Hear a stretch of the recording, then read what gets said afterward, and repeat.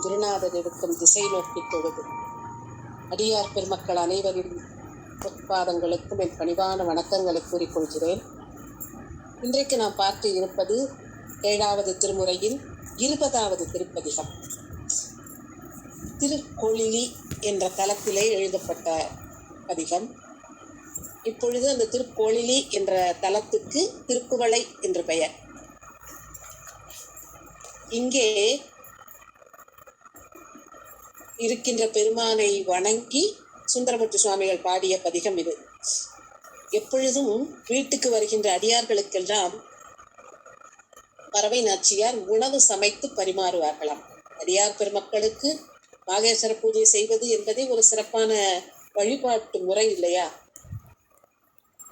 அதை தவறாமல் செய்து கொண்டிருந்தார். திருவிழா வரப்போகிறது, அடியார் பெருமக்களுக்கெல்லாம் உணவு அளிக்க வேண்டும் என்ற நிலை வருகின்ற பொழுது அவங்களுக்கு சுந்தரமூர்த்தி சுவாமிகளுக்கும் பறவை நாச்சியாருக்கும் எப்பொழுதும் தானியங்கள் மற்ற அதற்கு தேவையான பொருட்கள் எல்லாம் குண்டையூர் என்ற ஊரிலே இருந்த ஒரு கிழார் தலைவர், குண்டையூர் கிழார், அவர் தான் அந்த பொருட்களை எல்லாம் அனுப்பி வைப்பாராம்.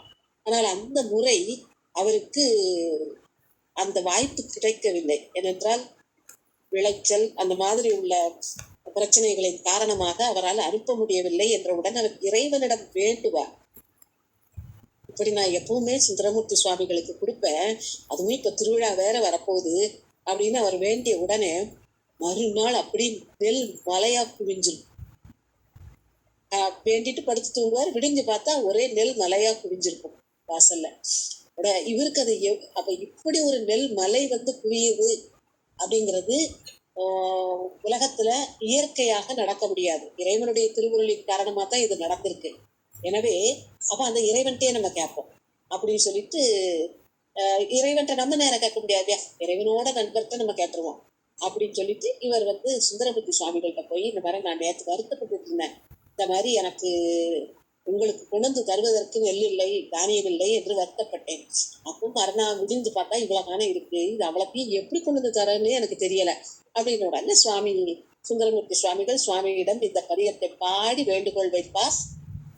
உடனே பூதகணங்களை அனுப்பி சுவாமி என்ன செய்வார்னா, எல்லா அடியார் பெருமக்களுக்கு கொடுக்கறதுக்கு தானே இது, ஆனா அந்தந்த அடியார் பெருமக்கள் வீட்டு வாயிலே குவித்து வைத்து விட்டு போயிடுவார்கள் பூதகணங்கள். இவர் வீட்டுக்கு இவர் சமைத்து அவர்களுக்கு உணவு பரிமாறுவதை விட அவர்கள் வீட்டுக்கே மொத்தமான அவர்களுக்கு தேவையானதெல்லாம் போய் அவங்க வீட்டுக்கே போய் கிடைச்சிடறாப்ல. எல்லாரிடத்தும் கொண்டு அது ஒவ்வொருவருக்காகவும் கொடுக்கப்பட்ட நிலை. பூதகணங்கள் கொடுக்கிறது. இது இந்த பதிகத்துக்கு அப்புறம் நிகழ்ந்தது அந்த நிகழ்ச்சி. அந்த பதிகத்தை அப்ப பாடுகின்ற நேரம் என்ன என்று தெரிவதற்காக இந்த புராணத்தை கூறினேன். எப்படி பாருங்களேன், ஒரு காரியம் நடக்கணுங்கிறதுக்காக வேண்டி சுவாமிகிட்ட இவர் கேட்டா உடனே கிடைக்கும் அப்படிங்கிறதுக்காக அவர் நேராக போய் அவர்கிட்ட சொல்ல, அவர் சுவாமிகிட்ட கேட்க, சுவாமி பூதகணங்களை அனுப்பி இப்படி செய்து வைக்கார். வேண்டத்தக்கது அறிந்தவன் இல்லையா, அவன் எல்லாத்தையும் கொடுக்கத்தானே செய்வான். இப்போ பதிகத்துக்குள்ளே பார்ப்போம். என்ன சொல்றாருன்னா, நான் ரொம்ப உன்னை எப்பவுமே நினைச்சுக்கிட்டே இருப்பேன்ப்பா, சுவாமியை பார்த்து சொல்லுவேன். உன்னை இடைவிடாமல் நினைப்பேன், ரொம்ப காலமா நினைச்சிட்டு வர்றேன். ரொம்ப காலம்னா இந்த பிறவியில மட்டும் இல்லை, போன பிறவிகளையும் நான் நினைச்சிட்டு இருந்திருக்கணும். அந்த நினைத்து அப்படிப்பட்ட ஒரு திருவருள் வாய்ப்பினால்தான் இந்த பிறவியிலும் நம்மால் தொடர்ந்து நினைக்க முடியும். அதனால நான் ரொம்ப நாட்களா உன்னை நினைச்சிட்டே இருக்கேன். உன்னை தினம் கையெடுத்து கும்பிட்டு வணங்குறப்பா. என்னுடைய மனைவி இருக்காளே, ஒளி பொருந்திய கண்ணை உடைய பறவை நாச்சியார், அவ அடியார்களுக்கு உணவிடணும் அப்படின்னு ஆசைப்படுறான். ஆனா அப்படி ஆசைப்பட்டாங்கிறதுக்காக வேண்டி நான் நெல்லு வேணும்னு கேட்டேன். அது எந்த இடத்துல எனக்கு கிடைச்சது அப்படின்னா, குண்டையூர் என்ற இடத்திலே கிடைத்தது. ஆனா அந்த குண்டையூர்ங்கிற இடத்துல கிடைச்ச நெல்லை என் வீட்டுக்கு கொண்டு தர்றதுக்கு ஆள் இல்லப்பா, நீ யாராவது ஆளை பார்த்து ஏற்பாடு பண்ணிவிட என்ற பொருளிலே இந்த முதல் பாடலை அமைத்திருக்கின்றார். நீள நினைந்து அடியேன், நீள என்றால் காலமாக நினைந்து அடியேன் உன்னை நித்தலும் கை தொழுவேன். ரொம்ப காலமா உன்னை நினைச்சிட்டு இருக்கேன், ஆனா உன்னை தினம் கையெடுத்து கும்பிட்டு வணங்குகின்றேனப்பா. வாழ் அன கண் மடவாள் அவள் வாடி வருந்தாமே. வாழ் ஒளி வீசுகின்ற கண்களை உடைய பறவை, மடவாள் அவள் வாடி வருந்தாமே. கோளிலி எம்பெருமான், கோளிலி திருக்கோளிலே எழுந்தள்ளி இருக்கின்ற பெருமானே, குண்டையூர் சில நெல்லு பெற்றேன். அங்க மலை மாதிரி குவிஞ்சிருக்குன்னு புராணத்துல வருது. இவர் சில நெல்லு பெற்றேன்றார். சுவாமிக்கு அந்த மலை சில நெல்லு தானே. சில நெல்லு பெற்றேன் ஆளிலை எம்பெருமானார். கொண்டுட்டு வந்து சேர்க்கறதுக்கு ஆள் இல்லப்பா, அவை அட்டித்தர பணியே. அதை கொண்டு வந்து எங்க வீட்டுல கொண்டு வந்து சேர்க்கறதுக்கு ஏதாவது ஒரு ஏற்பாடு பண்ணப்பா அப்படின்னு என்ன ஒரு நட்போட இதை பாருங்களேன், உரிமை. அவன் இப்போ எனக்கு இதை தூக்கி போக முடியல, கொஞ்சம் யாராவது கொண்டு வந்து தூக்கி கொண்டு வந்தாங்க தாங்களா அப்படின்னு நம்ம கேட்போம் இல்லையா, நம்ம நெருக்கமானவர்களிடம். அதை மாதிரி சுவாமிகிட்ட கேட்காரு.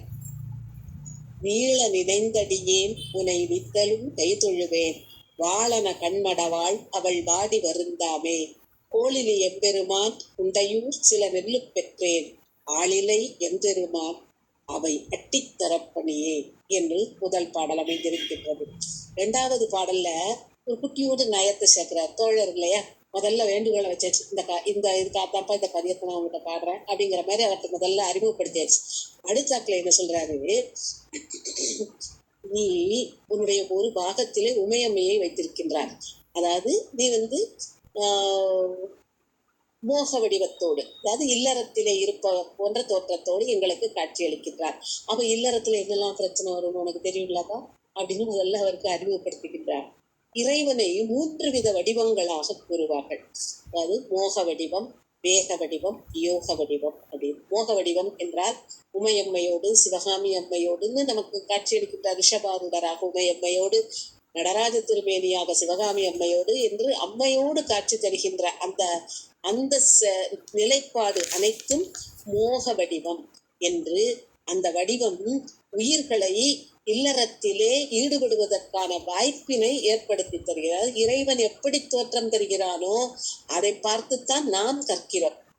அவன் திருநீர் பூசுவதை பார்த்து நாம் திருநீர் பூசுகிறோம் என்று. இப்படி அதனால என்னது நமக்கு தெரியணும்னாலும் அவசியதான் தெரியும். ஆக மோக வடிவமாக அவன் காட்சி தருவது அம்மையோடு காட்சி தருகின்ற வேளையிலே.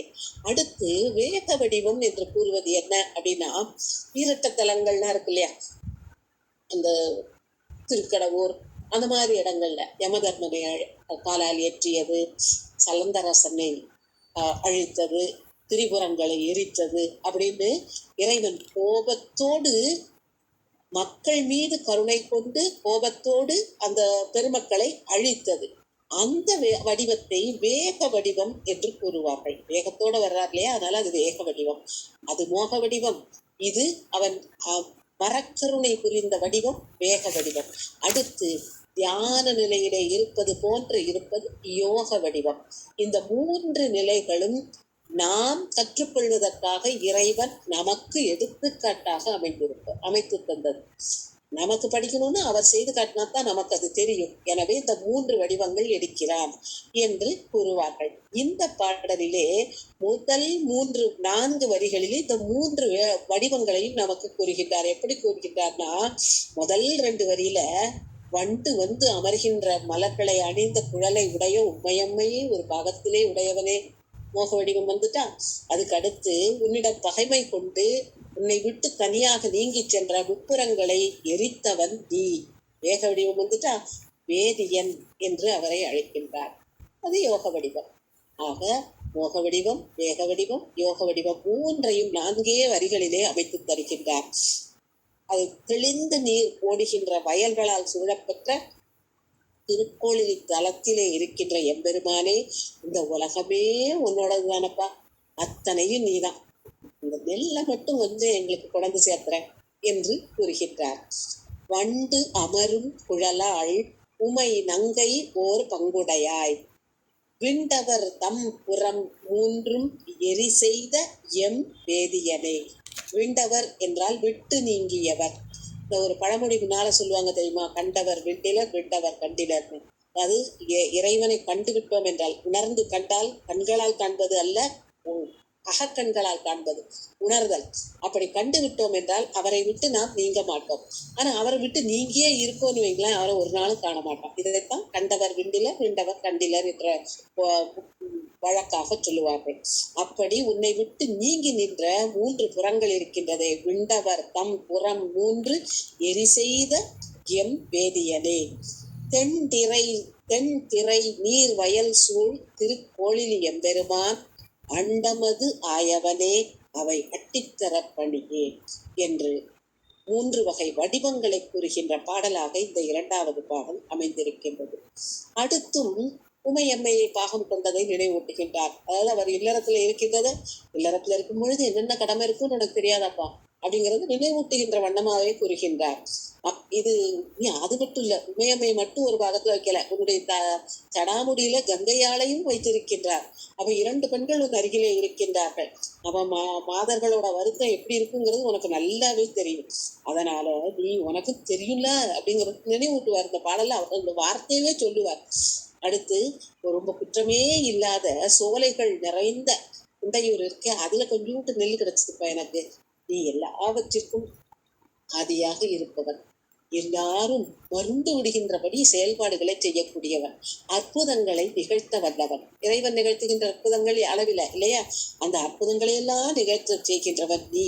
அப்போ உன்னால இந்த நெல்லை கொண்டு சேர்க்க முடியாதா? கொண்டு சேர்த்திருப்பா என்று கேட்கின்றார். பாதி ஓர் பெண்ணை வைத்தாய், படரும் சடை கங்கை வைத்தாய், மாதர் நல்லார் வருத்தம் அது நீயும் அரிதி என்றே. உனக்கும் தெரியும்லப்பா. கோதில் பொழில் புடைசூழ் குண்டையூர் சில நெல்லு பெற்றேன், ஆதியே அற்புதனே அவை அட்டித்தரப்படியே என்று இந்த 3வது பாடலிலே தன்னுடைய வேண்டுகோளை அமைத்திருக்கின்றார். அதுக்கு அடுத்தது 4வது பாடல்ல என்ன சொல்லுகின்றார் என்றால், இந்த உனக்கு நான் என்ன சொல்லி உனக்கு புரிய வைக்க முடியும் அப்படிங்கிற மாதிரி கேட்காரு. வேற என்ன உனக்கு சொல்லலப்பா? என்னுடைய மனைவி இருக்காளே, அவளுக்கு எங்களுக்குள்ள பூசல் வராம நீ பார்த்துக்கோ. அப்படி உமையம்மையை உன்னுடைய இடப்பாகத்திலே வைத்திருக்கின்றார். உமையம்மையனுடைய வாய் எப்படி இருக்கான்? கொப்பைக்கனி மாதிரி சிவந்திருக்கின்றார். பக்கத்திலே அவளை விரும்பி உன்னுடைய இடப்பக்கத்திலே வைத்திருக்கின்றார். இதுக்கு உன்னை யாராவது குறைச்சல் சொன்னாமா? உன்னை அப்படியே ஏற்றுக்கிட்டோம் இல்லையா? இது யாரு குறைச்சலும்? அதே மாதிரி காட்டு வளம் நிறைந்த நிறைய மரங்கள், முல்லை நிலத்திற்குரிய குணங்கள் நிறைந்த குண்டையூர்ல கொஞ்சம் நெல் கிடைச்சது. ஆனா அது பெரிய அல்லலா போச்சுப்பாரு. கொஞ்சம் நெல்லு தான் கிடைச்சது, ஆனா அதுவே பெரிய அல்லலாயிற்று. அது ஏன் அல்லல்? கொண்டுட்டு வர்றதுக்கு ஆள் இல்லை. அதனால அந்த அல்லலை களைந்து அது அவ்வளவும் இந்த நெல்லை கொண்டு இங்க சேர்த்திருப்பான் என்று இந்த பாடலிலே கேட்டுக்கிட்டார். சொல்வதென், நான் என்னக்கு சொல்ல முடியும்? சொல்வது என் உனை நான் தொண்டை வாய் உமை நங்கையை நீ புல்கி இடத்தில் வைத்தாய், இடப்பக்கத்திலே வைத்தாய். இடத்தில் வைத்தாய்க்கு ஒரு பூசல் செய்தார் உளரோ? யாராவது குறை சொன்னமா? கொல்லை வளம் புறவில் குண்டையூர் சில நெல்லு பெற்றேன், அல்லல் களைந்து அடியேற்கு அவை அட்டித்தனப்படியே. அந்த அல்லலை எனக்கு களைவாயாக என்று அல்லல் வரும் பொழுது நான் கேட்க வேண்டியது இறைவனை என்று உணர்த்துகின்றார்.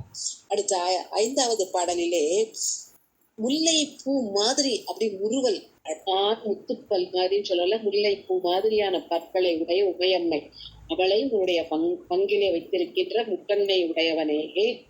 கையில அதுக்கு அம்மைய ஒரு பக்கம் வச்சுட்டு கையில அப்படி பல்லெல்லாம் தெரியறாக்குல இருக்கின்ற, சிரிச்சுட்டே இருக்கிற மாதிரி இருக்கின்ற கபாலத்தை கையில ஏந்திக்கிட்டு எல்லா இடத்துலயும் சுத்துற. எதுக்கு? உணவு பழி தேர்ந்து அலைகின்றாய் அடியாருக்கு கொடுப்பதற்காக. அப்போ உனக்கு அடியாருக்கு கொடுக்க வேண்டியதன் அருமை உனக்கும் தெரியும் இல்லையா? அதே மாதிரி என்னுடைய மனைவியும் நெல் வேண்டி அடியார்களுக்கு உணவிட விரும்புகின்றாள். நீ அந்த வெண்டலையை கையிலே ஏற்றி கொண்டு பாசுபத வடிவம் கொண்டு அலைகின்றார். காட்டு வளம் நிறைந்த அந்த கோயிலிலே இருக்கின்ற எம்பெருமானே, நீ என்னுடைய அல்லலையெல்லாம் களைய வேண்டும் என்று திரும்பவும் அல்லல் களைந்து அடியேற்கு என்று கூறுகின்றார். முல்லை முறுவல் உமை ஒரு பங்குடை முக்கணனே. கல் அயர், கல் அதனோட அயர்னா வேலை செய்யாம இருக்கிறதா. கல்லோட வேலை என்ன? சவைத்தல். அதுவும் அதோடைய வேலை இல்லையா? அந்த வேலையை செய்யாம சிரிச்சிட்டு மட்டும் கல் அயர் வெண்தலையில் களி கொண்டு உழல் பாசுபதா. கொல்லை வளம் புறவில் கோளிலி எம்பெருமான் அல்லல் களைந்து அடியேற்கு அவை அட்டித்தரப்பணியே என்று 5வது பாடல் அமைகின்றது. அடுத்து 6வது பாடலிலே நான் வேற யாரையும் பெருமான்னு நினைக்கவே மாட்டேன்ப்பா, உன்னை மட்டும்தான் நினைக்கிறேன். எப்பவும் உன்னையே ஏற்றிக்கொண்டே இருக்கின்றேன். நீ மனம் மிகுந்த மலரை தன்னுடைய குழலிலே அணிந்த மயம்மையை உடைய ஒரு பாகத்திலே கொண்டிருப்பவனே, இல்ல பொன்னாலான மாளிகையும் தகதகனும் ஒளி வீசக்கூடிய மாளிகைகளில் நிறைந்த திருக்கோளிலே அந்த தலத்திலே இருக்கின்ற பெருமானே, நீ அன்பே வடிவாக இருக்கும். இனி அன்பே வடிவானவன். அதனால இந்த அன்பே வடிவான நீ அந்த நெல்ல கொண்டு எனக்கு சேர்க்கிற மாட்டியா? இப்படி நீ எவ்வளவு பெரியவன் அப்படின்னு நம்ம சாதாரண உலக வழக்குல சொல்லுவோம்ல, அப்படி ஐஸ் வைக்கிற மாதிரி, நீ உன்னை விட்டா நீ அவ்வளவு அன்பானவன் எனக்கு தெரியாதா அப்படி நம்ம சொல்லி காரியம் சாதிக்க மாதிரி இங்க சுவாமிகிட்ட அவர் கேட்டார். அன்பே வடிவானவன் நீ நீ எனக்கு இந்த இதை நெல்ல கொண்டு சேர்க்கிற மாட்டியா? எம்பெருமான் உனையே நினைந்து ஏத்துவன் எப்பொழுதும் வம்பமரும் குழலாள் ஒரு பாகம் அமர்ந்தவனே, செம்பொனின் மாளிகை சூழ் திரு கோளிலி எம்பெருமான் அன்பதுவாய் அடியேற்கு அவை அட்டித்தரப்பணியே, இன்பே வடிவான நீ அவற்றை எனக்கு கொண்டு வந்து தரமாட்டாயா என்று 7வது பாடல் அமைந்திருக்கின்றது. ஒரு ஒரு சின்ன வேண்டுகோள், 6வது பாடலை விட்டுட்டேனோ? மன்னிக்கணும். இப்ப 6வது பாடல் பார்க்கலாம். புறவம், மரம் தெரியும் இல்லையா? புறவம், அதை அணிந்த குழலை உடைய உமையம்மை, அந்த உமையம்மையை உன்னுடைய ஒரு பாகத்திலே கொண்டிருக்கின்றார். என்னுடைய மனைவியாகிய பறவை, அவளோட பசி எப்படி இருக்குங்கிறதும் உனக்கு தெரியும், உனக்கு தெரியுங்கிறதும் எனக்கு தெரியும். அதனால இந்த குண்டையூர் இருக்கே, அதை சுற்றி புறாமரங்கள் நிறைய இருக்கு. இந்த புறாமரங்கள்ல இருக்கிற மலர் தானே உமையம்மையை அணிந்திருக்கின்றார். அப்ப உமையம்மையை பாகத்திலே கொண்டதனால இல்லறத்தை பற்றிய எண்ணம் உனக்கு நன்றாக இருக்கும். எனவே என்னுடைய மனைவி அவள் பசி துன்பத்தினால் வாடி வருந்தி அடியாருக்கு கொடுக்க முடியலையே வருத்தம் படாம இருப்பதற்காக இந்த குண்டையூர் நினைச்ச நெல்லை நீ எனக்கு கொண்டு வந்து சேர்க்க வேண்டும் என்று கூறி இறைவனை இடையிலே அடைக்கு அசைத்து, அரவத்தை உன் அறையிலே அசைத்து கட்டியவனே என்று அழைக்கின்றார்.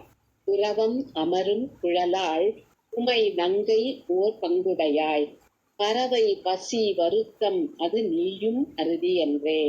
எனக்கும் தெரியும் உனக்கும் தெரியும் அவளோட பசி வருத்தம் என்னங்கிறது. புறவம் மலரும் புறவும் அமரும் பொழில் சூழ் குண்டையூர் சில நெல்லு பெற்றேன் அரவம் அசைத்தவனே அவை அட்டித்தரப்பணியே என்று 6வது பாடல் அமைந்திருக்கின்றது.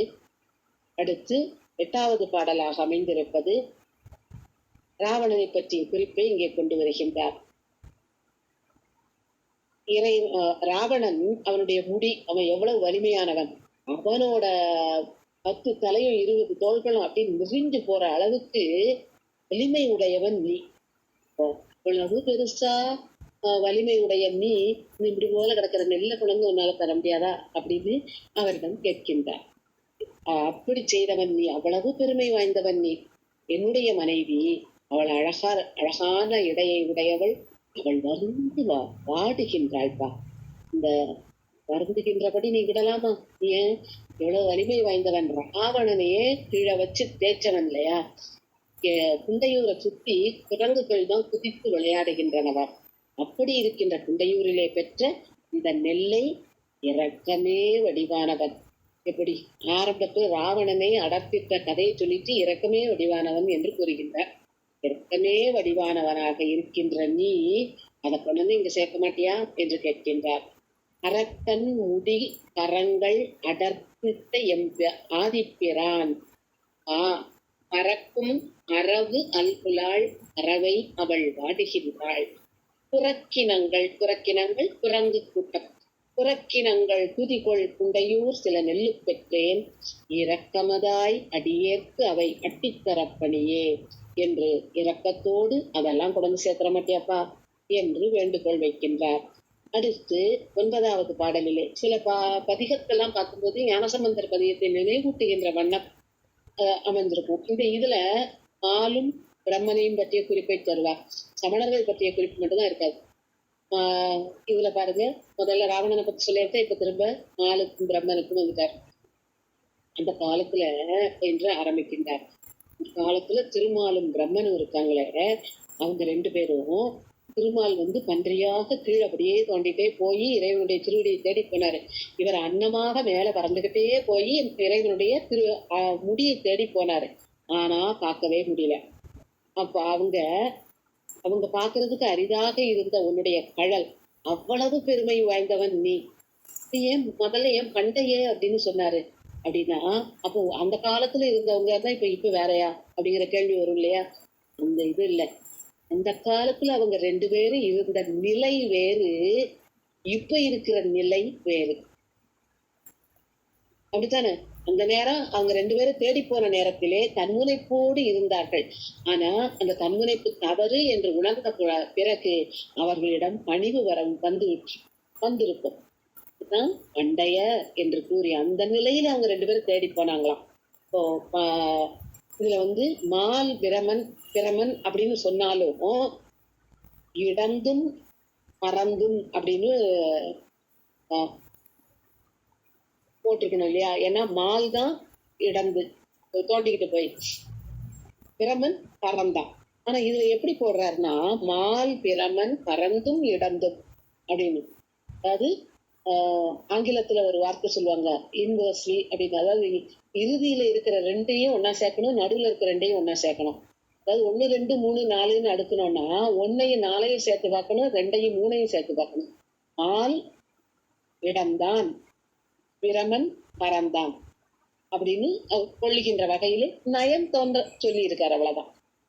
அப்படி இருந்தாலும் அப்படியெல்லாம் தேடி பார்த்தாங்க, கஷ்டப்பட்டாங்க. ஆனா பார்க்கவே முடியல. அப்படிப்பட்ட கடலை உடைய பெருமான் நீ, தெளிவான நீர் நிறைந்த வயல் சூழ்ந்த திருக்கோளிலே இருக்கின்ற பெருமானே, இந்த அண்டமே நீதான், இந்த உலகம் அனைத்தும் நீதான். அப்படிப்பட்ட நீ அந்த நெல்ல கொண்டு சேர்க்க மாட்டியா? பண்டைய மால் பிரமன் பறந்தும் இடந்தும் அயர்ந்தும் கண்டிலராய். இந்தாங்க கூட்டிகிட்டே போனாங்க. 2 பேரும் அயர்ந்து போனார்கள், கஷ்டப்பட்டாங்க. கண்டிலராய் அவர்கள் கழல் காண்பரிதாய பிரான், தென் திரை நீர்வயல் சூழ்திரு கோளிலி எம்பெருமான், அண்டமதாயவனே அவை அட்டித்தரப்பணியே என்று வேண்டுகோள் வைக்கின்றார். அடுத்து 10வது பாடல் பதிக பலன் சொல்லுகின்ற பாடலாக அமைகிறது. எந்த ஊர்ல பாடப்பெற்றது? கொல்லை வளம் புறவில் திருக்கோளிலி மேயவனை. எந்த ஊர், எந்த இறைவன்? முல்லை நிலத்திற்கே உரிய லட்சணங்களோடு நிறைந்த மரங்கள் வளம் பெற்றிருக்க காணப்படுகின்ற திருக்கோளிலி என்ற தலத்திலே இருக்கின்ற பெருமான். அதை யார் பாடுறா? அந்த பெருமானை யார் பாடுறா? நல்லவர் தாம் பரவும் திருநாவல் புறன் அவன். நல்லவர்கள் எல்லாம் பாராட்டி வணங்குகின்ற நாவலுக்கே அந்த ஊரிலே பிறந்தவன் பூரன் அவன். எதுக்காக பாடுறாரு? நெல்லிட ஆட்கள் வேண்டி நினைத்து ஏற்றிய பக்கம். எதுக்காக பாடுறாரு? அந்த நெல்லெல்லாம் கொண்டு இங்க இட வேண்டும் அப்படின்னு கேட்டு அதை நினைந்து ஏற்றிய பக்கம். சரி, என்ன கிடைக்கும்? வல்லார், அதை சொல்ல வல்லவர்களுக்கு அல்லல் களைந்து அவர்களுடைய அல்லல் எல்லாம் களையப்படும். உலகில் அண்டர்வான் உலகாழ்பவரே, இந்த உலகத்துல உங்களுக்கு அல்லல் எல்லாம் களையப்படும். அதுக்கப்புறம் வானுலகத்துக்கு செல்லும் பொழுது அந்த வானுலகத்தையே அவர்கள் ஆழ்வார்கள், ஆளக்கூடிய தன்மையை பெறுவார்கள் என்று கூறுகின்றார். எப்படி பாருங்களேன், இதுவே நமக்கு எவ்வளவு பெரிய வாய்ப்பு. அல்லடெல்லாம் போயிருக்காரு. அப்ப அவ்வளவு பெரிய வாய்ப்பு. அதுக்கப்புறம் நமக்கு தெரியாத நிலையில போனப்பவும் கூட நம்மளை நல்ல உயரமான இடத்துல அந்த வானுலகம் ஆழ்வதற்கும் இறைவன் தருவான் என்று பாடியது எந்த தலம், எந்த தலத்து இறைவன், யார் பாடினார், பலன் என்ன என்று வரிசையாக இந்த 10வது பாடல் நமக்கு அமைப்பு தருகின்றது. கொல்லை வளம் புறவில் திரு கோளிலி மேயவனை, நல்லவர் தாம் பரவும்